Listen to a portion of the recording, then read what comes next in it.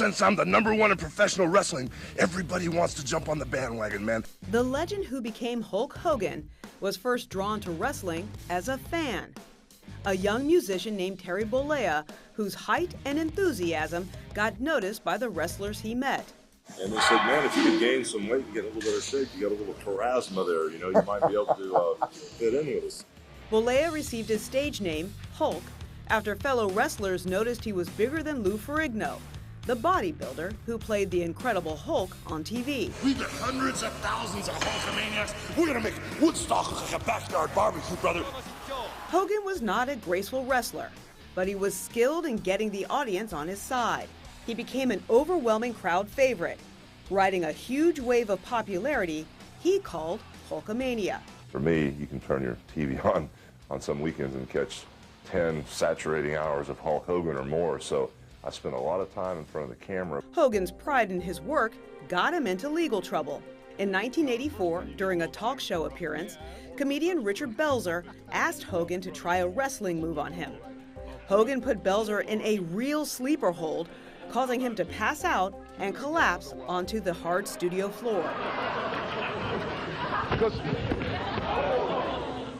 Belzer ended up with a deep cut to the back of his head. He filed a lawsuit against Hogan and the World Wrestling Federation, which was settled out of court. But Hogan's star continued to rise, presenting himself as a healthy, family-friendly, flag-waving patriot. Train, say your prayers, eat your vitamins, be true to yourself, true to your country, be a real American. Whew. The peak of his wrestling career came in WrestleMania 3, when he defeated Andre the Giant with a body slam. Look at this! He's I don't believe it! Out of character, Hogan admitted that his level of stardom couldn't last forever. They're excited as heck to see you, and it's a once-in-a-lifetime opportunity, and thank God it's still happening. What if it wasn't? Eventually, Hogan's wrestling stardom did fade and was tarnished when he was forced in court to admit he had used steroids. Hogan tried to rebrand himself as a reality TV star, the overprotective dad to 2 kids, and Hogan knows best.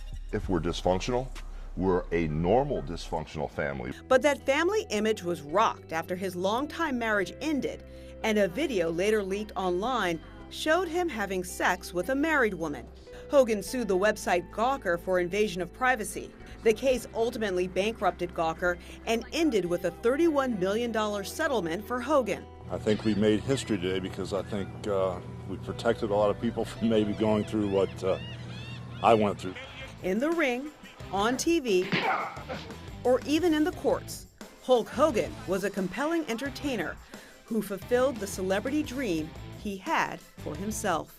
When it's in your blood, you'll do about anything to make it and get the job done.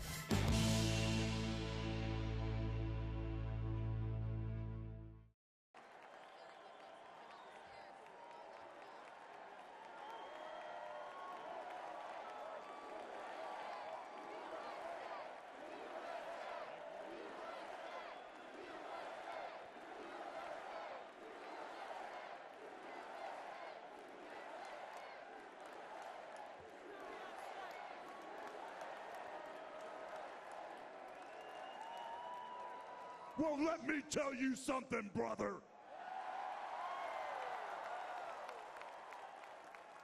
You know something? When I came here tonight, there was so much energy in this room. I felt maybe I was in Madison Square Garden getting ready to win another world title. Or maybe I thought the vibe was so intense, the energy was so crazy, it felt like maybe I was going to press that no-good, stinky giant over my head and slam him through the mat, brother. But what I found out was I was in a room full of real Americans, brother. And at the end of the day, with our leader up there, my hero, that gladiator, we're gonna bring America back together. One real American at a time, brother.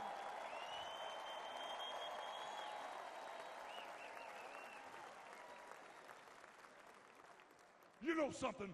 I've seen some great tag teams in my time. But what happened last week when they took a shot at my hero. And they tried to kill the next president of the United States. Enough was enough. And I said, let Trumpomania run wild, brother. Let Trumpomania rule again. Let Trumpomania make America great again.